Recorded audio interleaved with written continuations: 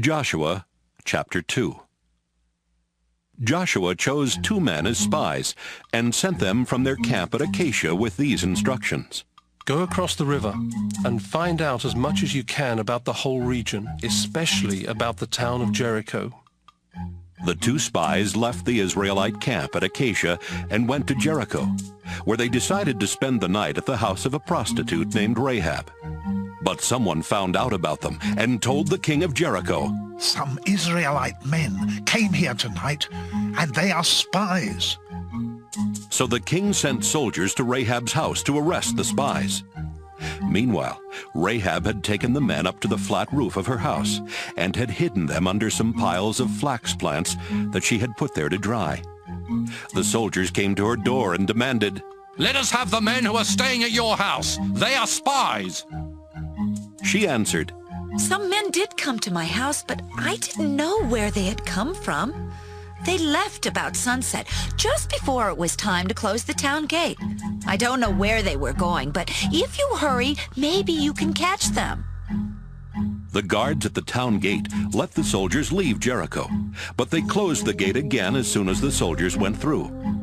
Then the soldiers headed toward the Jordan River to look for the spies at the place where people cross the river. Rahab went back up to her roof. The spies were still awake, so she told them, "I know that the Lord has given Israel this land. Everyone shakes with fear because of you. We heard how the Lord dried up the Red Sea so you could leave Egypt. And we heard how you destroyed Sihon and Og, those 2 Amorite kings east of the Jordan River.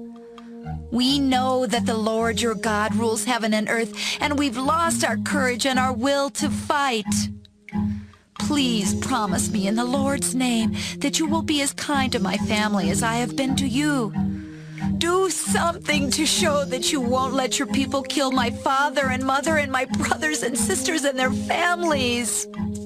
Rahab, the spies answered, if you keep quiet about what we're doing, we promise to be kind to you when the Lord gives us this land.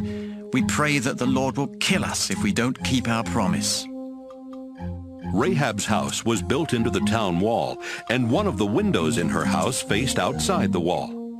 She gave the spies a rope, showed them the window, and said, "Use this rope to let yourselves down to the ground outside the wall. Then hide in the hills. The men who are looking for you won't be able to find you there.